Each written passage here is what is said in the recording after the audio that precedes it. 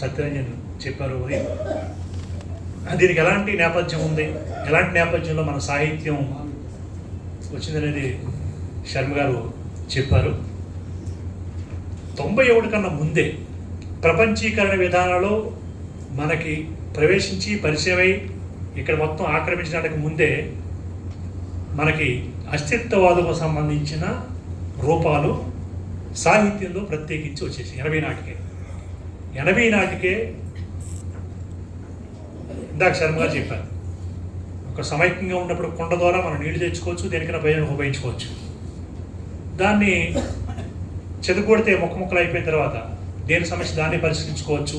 దేనికదే భిన్నమైనది, దేనికదే ప్రత్యేకమైనది కాబట్టి ప్రత్యేకమైన అవసరాన్ని ఆ ప్రత్యేకంగా తీర్చుకోవచ్చు, ఇంకెవడ జోక్యం చేసుకోవద్దు. దీంట్లో ఇంకొక దారుణం ఏమిటంటే దళితవాద సాహిత్యంలో కానీ స్త్రీవాద సాహిత్యంలో కానీ ఇది స్త్రీలకు సంబంధించిన సమస్య కాబట్టి దీన్ని స్త్రీలే రాయాలి. స్త్రీలకు సంబంధించి అన్ని రకాల బాధలు, గాథలు, కష్టాలు, నష్టాలు అన్ని స్త్రీలే అనుభవిస్తారు కాబట్టి ఆ బాధకు సంబంధించిన విషయాలు వాళ్ళే వ్యక్తం చేయగలరు. దీనికి సంబంధించిన సహానుభూతి అవసరం లేదు.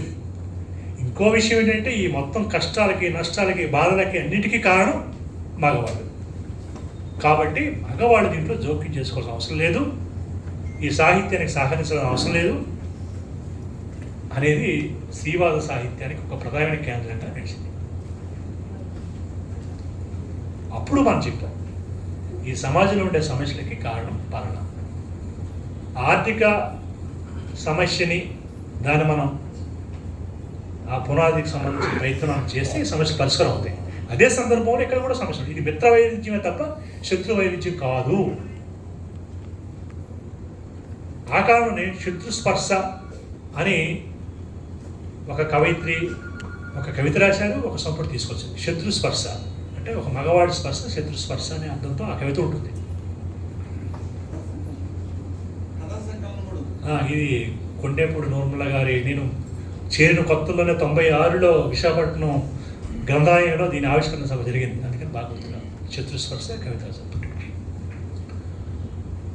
ఇలాగా ఆ కవితలన్నీ ఆ తరహా ఉంటాయి, కథలు కూడా ఆ తరహాలో వచ్చాయి. అయితే ఇది వాస్తవం కాదు కాబట్టి శర్మ గారి దాకా క్లియర్ చెప్పారు. అట్లా దళితవాద సాహిత్యానికి సంబంధించి కూడా నిజంగా ఈ ఇబ్బందులు, ఈ సమస్యలన్నీ దళితులకి బాగా తెలుస్తాయి కాబట్టి బాగా రాయాలి. అది వాస్తవం. అక్కడ స్త్రీలకు సంబంధించిన వాస్తవం, ఇక్కడ దళితులకు సంబంధించిన వాస్తవం ఏంటంటే ఎవరైతే అనుభవించాడో ఆ అనుభవించిన వాడే నిజంగా రాయగలిగితే, పట్టుకోగలిగితే బయట చూసేవాళ్ళకన్నా అద్భుతంగా రాస్తారు. దాంట్లో సందేహం లేదు, ఖచ్చితంగా రావాలి. అలాంటి కవిత్వం, అలాంటి కథలు రావాలి, దాన్ని ఆహ్వానించాలి. ఎందుకంటే గాయపడినవాడు, బాధపడినవాడు ఆ బాధ బాగా వ్యక్తం చేయగలుగుతాడు. బాగా మనం దాన్ని ఏమంటాం, మంట పెట్టి డప్పుని